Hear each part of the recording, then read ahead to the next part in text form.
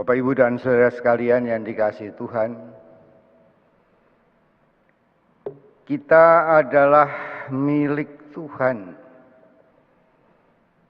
Dan Injil Yohanes pasal 1 bab 1 pasal yang ke-11 mengatakan bahwa ia datang kepada milik kepunyaannya, tetapi orang-orang kepunyaannya itu tidak menerimanya. Dan Yesus berdoa kepada miliknya agar tidak satu pun yang dimiliki oleh Tuhan Yesus jangan sampai ada yang hilang.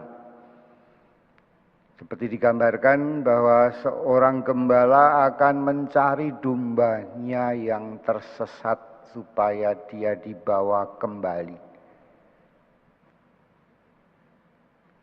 Inilah suatu kebahagiaan bahwa kita adalah milik Tuhan.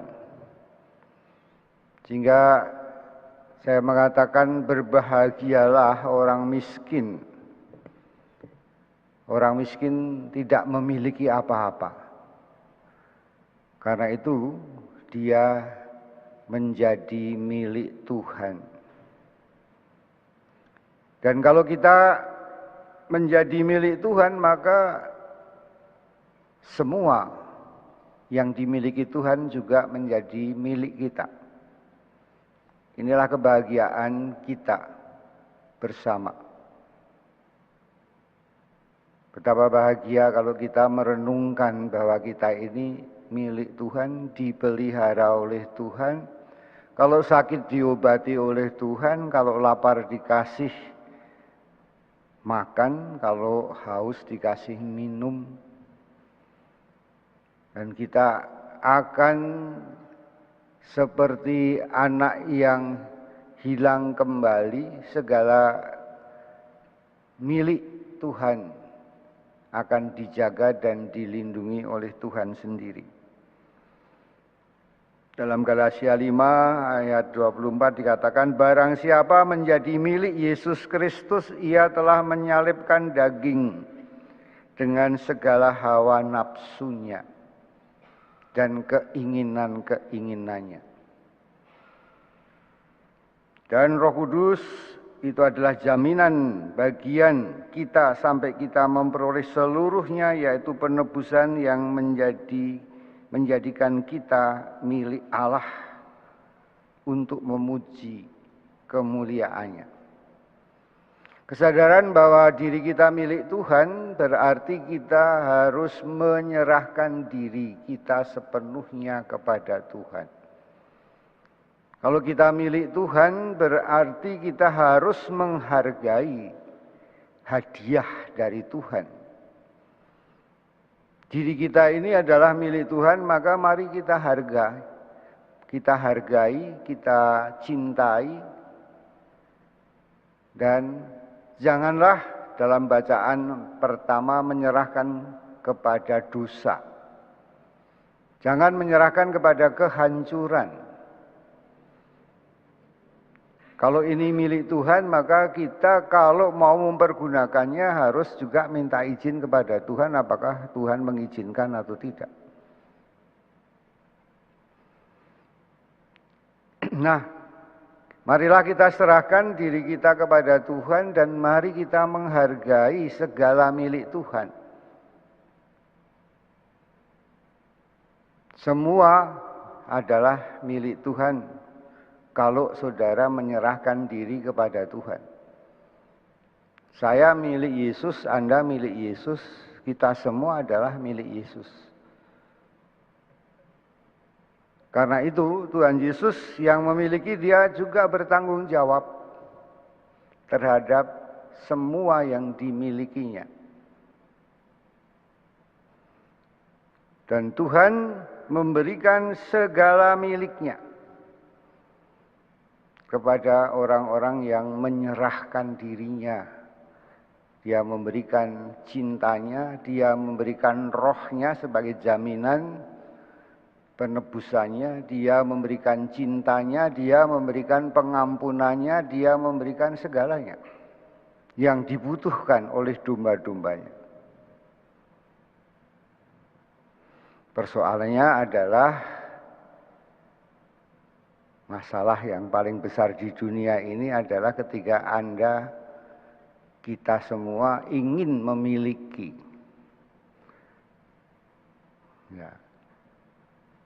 Keserakahan untuk memiliki ini menimbulkan penderitaan. Karena Anda ingin memiliki, karena kita ingin memiliki, maka kita takut kehilangan milik. Sehingga saat ini begitu banyak orang yang gelisah hatinya, takut, tidak tentram jiwanya karena takut kehilangan nyawanya, karena penyakit, karena virus, takut kehilangan pekerjaannya, takut dipecat, takut kehilangan orang yang dicintainya. Ini masalah yang paling besar di dalam dunia ini. Ketika orang-orang serakah dan ingin memiliki sehingga mereka melakukan dosa. Dunia atau negara ini hancur kalau banyak orang yang korupsi, kalau banyak maling-maling dalam negeri ini. Dia mengambil yang bukan miliknya. Dia mengambil yang menjadi milik Tuhan, milik rakyat. Tanah dan air dan segala yang ada dalam kekayaan di tanah air kita untuk kesejahteraan rakyat.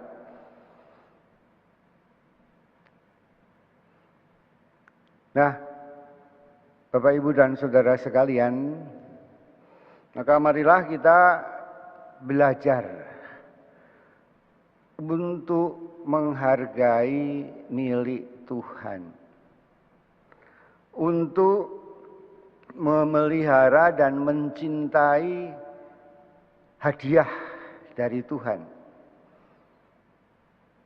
Karena semua milik Tuhan kalau kita diberi oleh Tuhan itu sebagai hadiah. Kita sesungguhnya tidak berhak terhadap milik Tuhan. Dalam kitab suci dikatakan jangan mengingini milik orang lain secara tidak adil.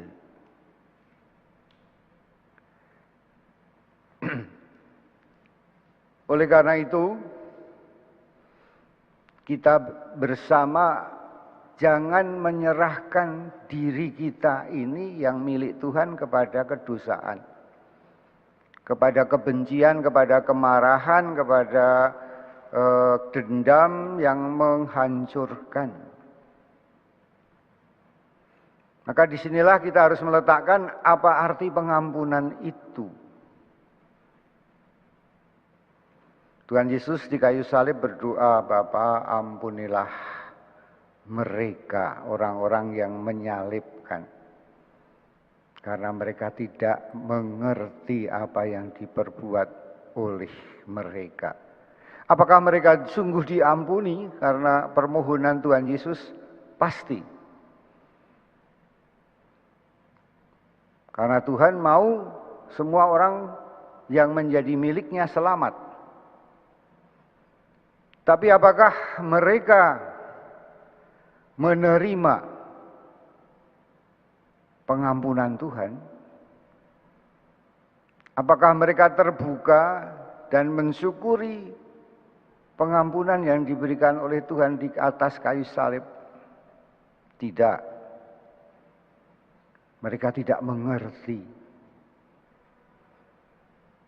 Seperti perumpamaan dalam Injil bahwa orang yang sudah dihapuskan hutangnya yang begitu banyak, kira-kira 10 miliar. Dan dia tidak bersyukur atas pengampunan itu sehingga dia tidak murah hati seperti Bapa di surga. Sehingga dia menghukum saudaranya yang hanya berhutang 10 juta rupiah. Nah, mereka tidak mengerti. Maka mari kita mengerti bahwa kita ini diberi pengampunan oleh Tuhan karena Tuhan berbelas kasih kepada miliknya. Mau menyelamatkan miliknya. Maka nasihat Injil, hendaknya kamu murah hati seperti Bapamu di surga murah hati.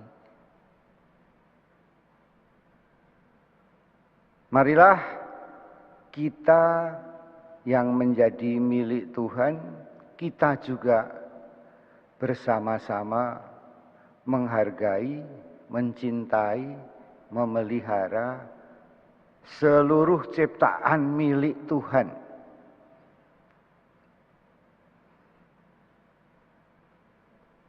Seperti Tuhan telah memberikan pengampunan, marilah kita juga memberikan pengampunan. Dan mari kita juga membebaskan diri dari rasa takut, takut kehilangan, takut kalau tidak dicintai, takut kalau tidak diperhatikan, takut kalau dan seterusnya.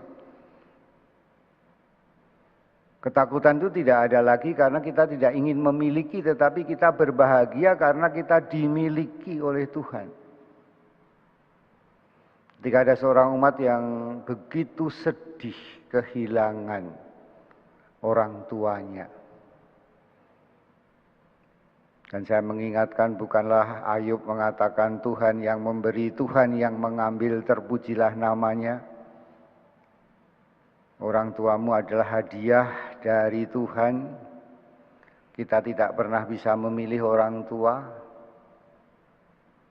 Dia adalah hadiah yang diberikan kepadamu. Sekarang diambil lagi sama Tuhan. Kenapa kamu sedih? Kamu tidak bisa memiliki dia. Karena dia milik Allah.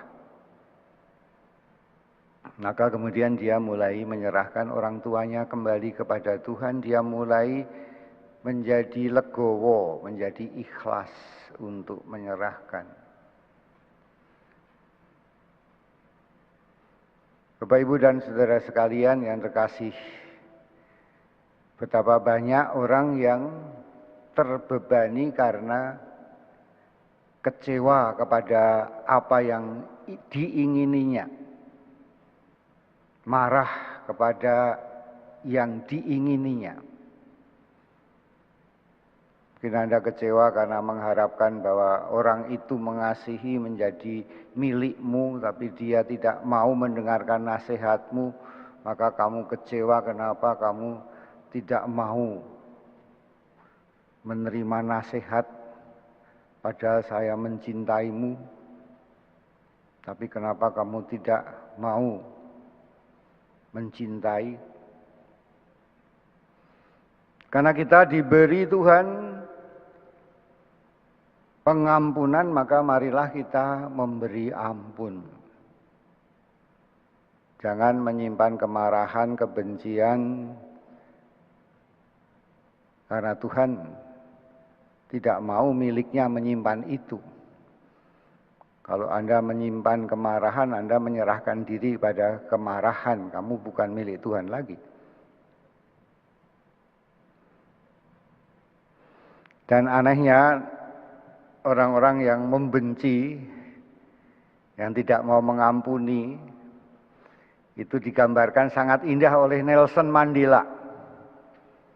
Nelson Mandela mengatakan bahwa orang yang membenci, orang yang tidak mau mengampuni, orang yang menyimpan dendam, itu seperti orang minum racun.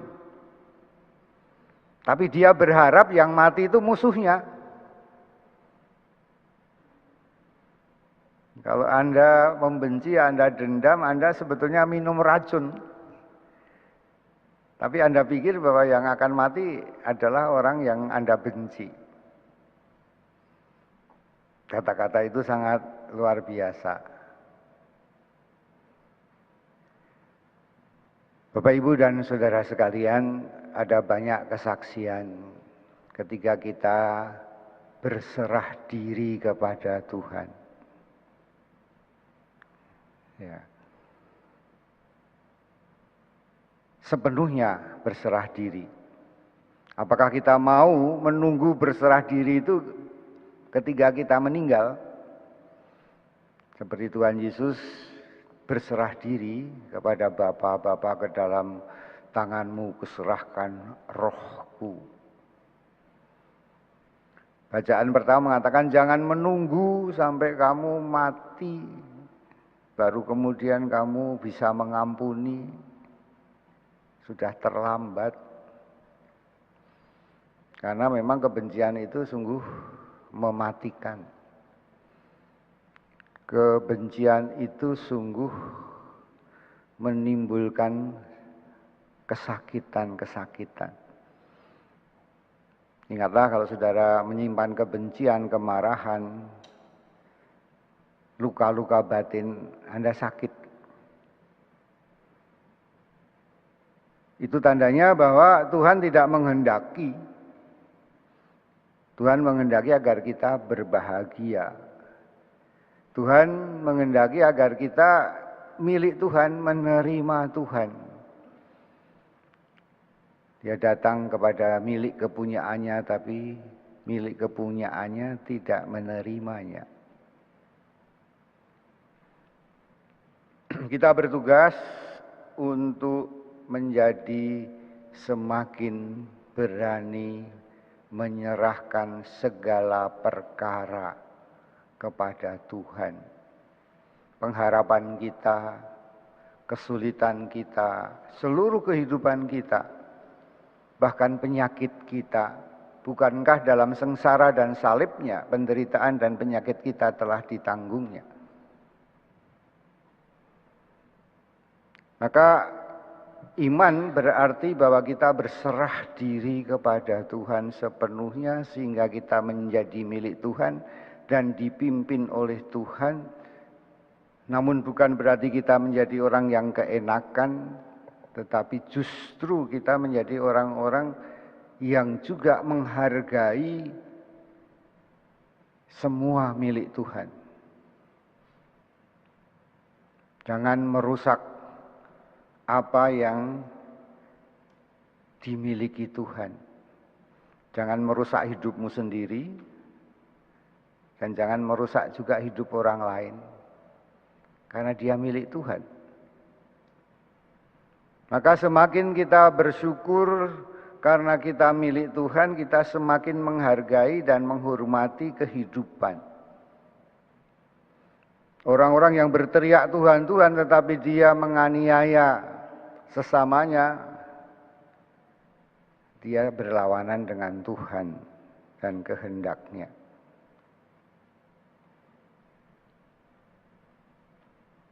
Seberapa besar kasih Tuhan adalah seberapa besar kita juga berani untuk membagikannya. Berani untuk mengalirkannya. Bahwa apa yang diberikan Tuhan kepada kita sebagai hadiah, marilah kita hadiahkan kepada orang lain juga.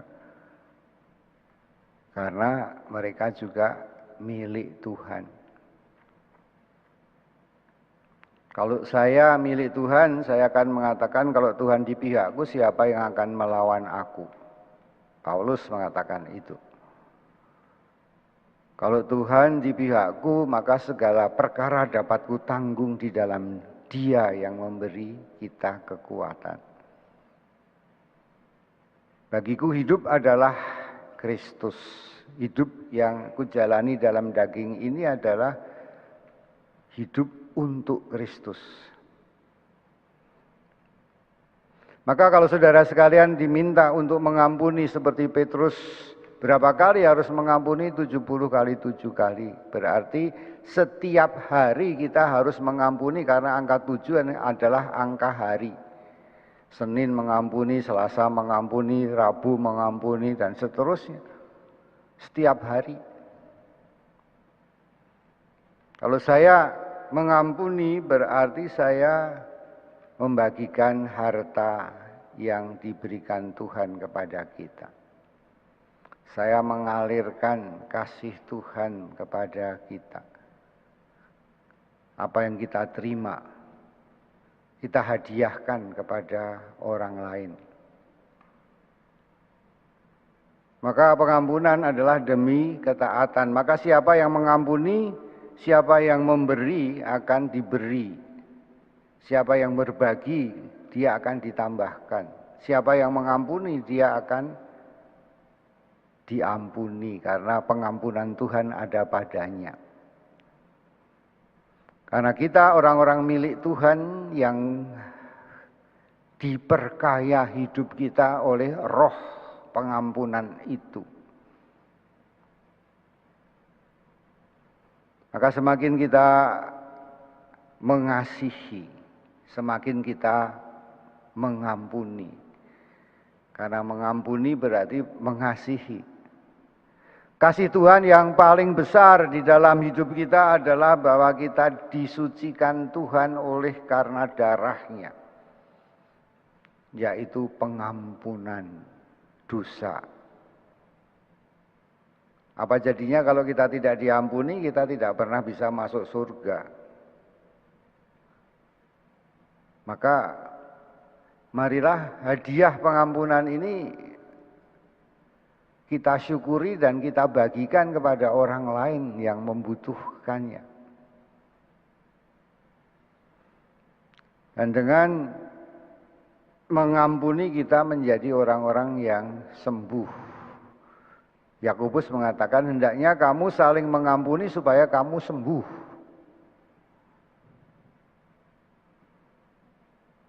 Kalau ada pengampunan, pasti dalam keluarga tidak ada perceraian, tidak ada percekcokan. Dan orang yang hidup bahagia pasti kemudian juga seluruh tubuhnya bahagia dan sehat.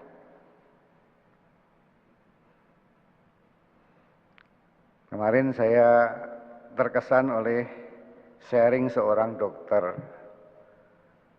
dahsyat. Dia mengatakan bahwa jangan takut menghadapi virus.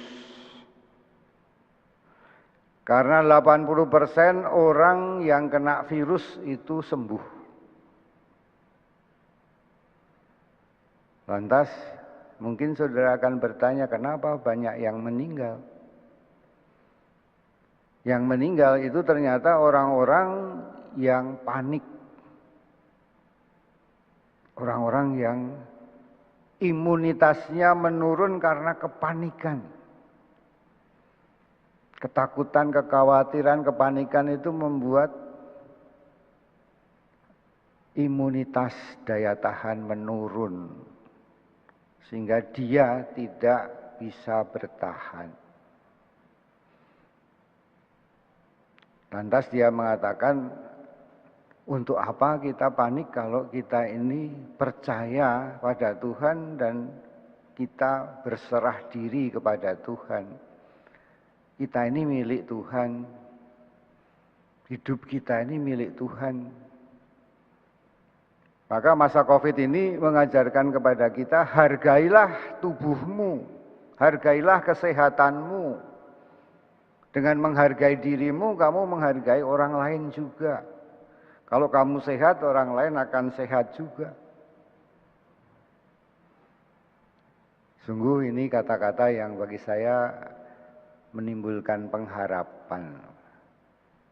Dalam Tuhan Yesus Kristus Sang Penyelamat, kita mempunyai kekuatan, harapan karena kita milik Tuhan.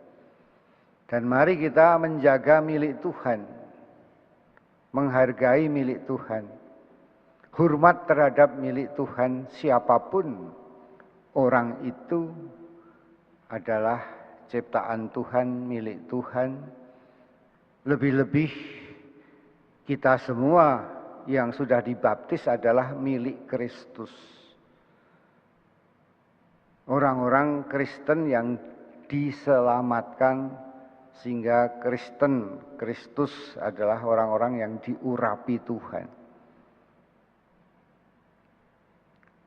Bapak, Ibu, dan saudara sekalian, marilah kita hidup dalam kebahagiaan karena kita ini milik Tuhan. Hari ini mari kita serahkan semua beban jiwa kita, semua penyakit kita, semua kelemahan kita, semua relasi-relasi kita yang mungkin retak. Kita serahkan musuh-musuh kita. Karena dalam Tuhan semua adalah milik, semua adalah saudara. Kita tidak lagi ada dalam permusuhan karena kebencian tidak ada lagi di dalam diri kita. Maka jangan memusuhi Tuhan, jangan memusuhi orang lain, apalagi jangan memusuhi dirimu sendiri.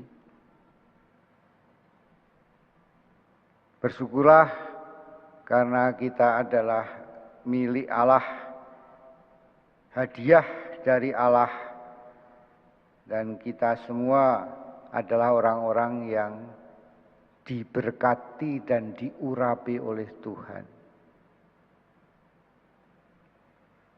Nafas kehidupan kita adalah pemberian Tuhan yang terus-menerus bisa kita hayati. Bahwa hidup dihembuskan oleh nafas Tuhan setiap saat kita menghirupnya. Jadi coba renungkanlah bahwa hidup kita milik Tuhan sehingga kita dibebaskan dari keinginan untuk memiliki, dibebaskan untuk dari keserakahan-keserakahan, dibebaskan dari rasa takut kehilangan-kehilangan.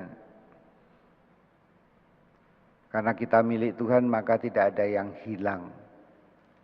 Dibebaskan dari semua kelemahan dan penyakit, karena kelemahan dan penyakit dalam diri kita sesungguhnya ditanggung oleh Dia. Tuhan tidak menolak kita, Dia menerima kita apa adanya. Ini warta gembira. Tuhan tidak menerima kita dengan syarat. Namun apakah kita mau menerima Tuhan? Menerima keselamatan yang ditawarkan kepada kita. Apakah kita mau menyerahkan diri kita sepenuhnya kepada Tuhan? Mari kita berdiri menyatakan iman kita untuk menyerahkan diri kita kepada Tuhan, dan kita berdoa untuk menyerahkan semua orang-orang yang terbebani oleh berbagai macam kesusahan dan penyakit, agar dalam Tuhan mereka dipulihkan dan disembuhkan.